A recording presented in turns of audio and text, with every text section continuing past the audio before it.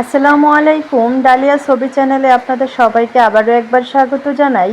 দূরে এবং কাছে যে যেইখান থেকে আমার আজকের এই ভিডিওটা দেখছেন, আশা করি সবাই অনেক ভালো আছেন। আলহামদুলিল্লাহ, আমিও অনেক ভালো আছি। আজকে আবারও চরকি পেতে অনেকগুলো কই মাছ ধরলাম। আজকে আমি এই কই মাছ দিয়ে বরবটি দিয়ে রান্না করব।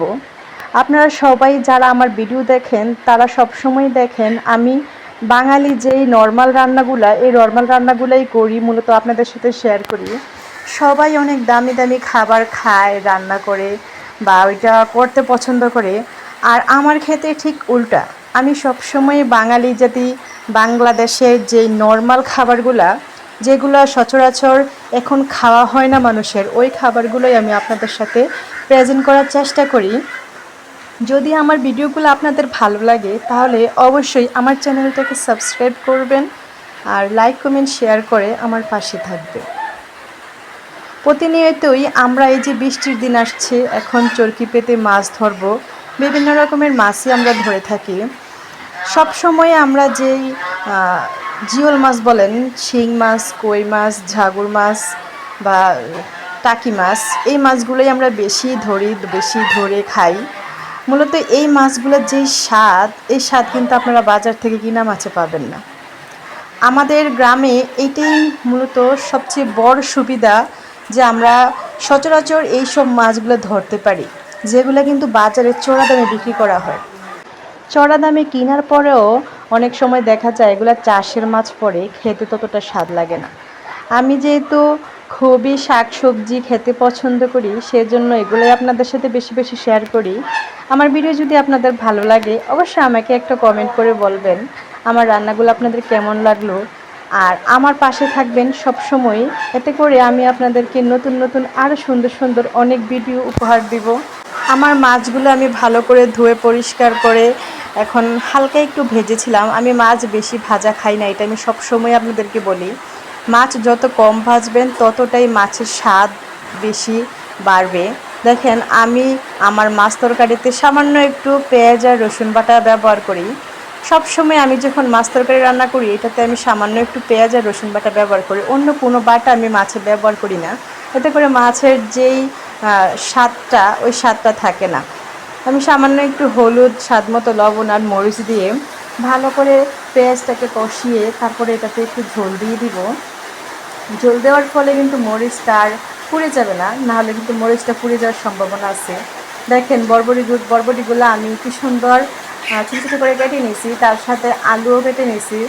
বরবটি আর আলু কিন্তু একসাথে সিদ্ধ হয়ে যাবে, আলাদা আলাদা করে দেওয়ার কোনো প্রয়োজন নেই। একসাথে করে দোনোটা দিলে ভালো করে কষিয়ে আসার পরেই কিন্তু আপনারা আবার এটাতে ঝোল দিয়ে দিতে পারেন।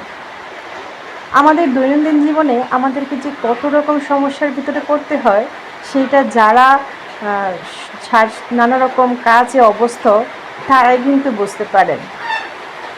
যে কোনো কাজে করতে যাই না কেন আমাদেরকে এটাতে একটা সমস্যা ফেস করতে হয়। তবে সমস্যা বলে যে এটা ফেলে রাখা, এটা কিন্তু উচিত না। যত সমস্যা এসুক আমাদেরকে উচিত সমস্যাটা সমাধান করে তারপরে ওই কাজটা কমপ্লিট করা। রাতের পরে যেরকম দিন আসে, ঠিক দিনের পরেও আবার রাত আসে। তাই ভালোর পরেও খারাপ আসবে, খারাপের পরে ভালো আসবে। সব কিছুই কিন্তু আমাদেরকে মেনে নিতে হবে।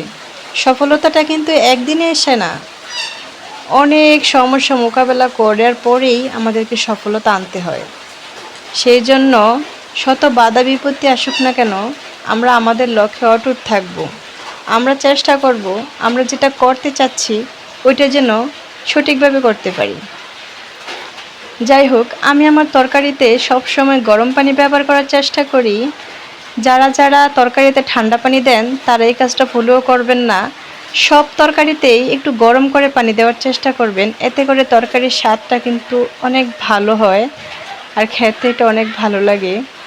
আমি আগে পানিটা গরম করে রাখছিলাম, এটা এখন আমি তরকারিতে দিয়ে দিছি। যেহেতু আলুগুলো একটু পুরাতন হয়ে গেছে, সেজন্য এটাতে ভালো করে সিদ্ধ হওয়ার জন্য আমি পানির পরিমাণটা একটু বাড়িয়ে দিলাম। আমার কথাগুলো যদি বিন্দুমাত্র ভুল হয়ে থাকে তাহলে অবশ্যই ক্ষমার দৃষ্টিতে দেখবেন, কারণ আমি এই চ্যানেলে নতুন আসছি, যেহেতু আমার ভুল হইতেই পারে। মানুষ মাত্রই ভুল হবেই, সেজন্য সবাই আমাকে একটু ক্ষমার দৃষ্টিতে দেখবেন। আর আমার ভিডিওগুলো ভালো লাগলে অবশ্যই আমাকে কমেন্টে জানাবেন। আমি এখানে কিছু টমেটো ফ্রোজেন করে রাখছিলাম, এটা থেকে আমি কেটে কেটে দিব। এখনও বাজারে অনেক টমেটো পাওয়া যায়, এবছর কিন্তু টমেটোর দাম বাড়ে নাই, সস্তাই আছে। তারপরও বাজারে যে টমেটোগুলো পাওয়া যায় ওগুলো টক না, সেই জন্য আমি আগেই যে ক্ষেত থেকে টাটকা টাটকা কিছু টমেটো এনে সেগুলোকে আমি ভালো করে কষিয়ে ফ্রোজেন করে রাখছিলাম। এই টমেটোগুলো কিন্তু অনেক টক, আমরা ক্ষেত থেকে যে টাটকা টমেটোগুলো আনি এগুলো কিন্তু অনেক টক হয়। এই টক টমেটো কিন্তু আমরা বাজারে পাই না, সেই জন্য সিজনে আপনারা যদি কিছু টমেটো এভাবে কষিয়ে ফ্রিজে রেখে দেন, এটা সারা বছরে কিন্তু তরকারিতে একটু একটু করে দিয়ে খাওয়া যায়। দেখেন আমার তরকারিটা কত সুন্দর হয়েছে, দেখতে কত সুন্দর হয়েছে। তারপরে এখানে আমি কিছু আলু সিদ্ধ করে নিছি, এটা দিয়ে আমি আলু ভর্তা করব। আজকে আমাদের দুপুরের খাবারে যেটা আয়োজন করা হয়েছিল ওটা হলো বরবটি মাছ দিয়ে রান্না করছি আর আলু ভর্তা। ডাল আমাদের পার্মানেন্ট সবসময় থাকে, বাচ্চারা সবসময় ডাল খেতে পছন্দ করে, তো সেই জন্য আমি ডালটা সবসময় রাখার চেষ্টা করি। আমি এই ভর্তাটাতে ধনিয়া পাতা, তেল আর শুকনো মরিচ ব্যবহার করছি। যাই হোক, ভর্তার রেসিপিটা আমি আপনাদেরকে পরে আরেকদিন দেখাবো। দেখেন আমার ভর্তাটা কত সুন্দর হয়েছে, ওয়াও, জাস্ট লোভনীয়। আমার ভিডিওটা কার কার ভালো লাগলো অবশ্যই আমাকে কমেন্টে জানাবেন। আর ভিডিওটা দেখার জন্য আপনাদেরকে অনেক ধন্যবাদ। আসসালামু আলাইকুম।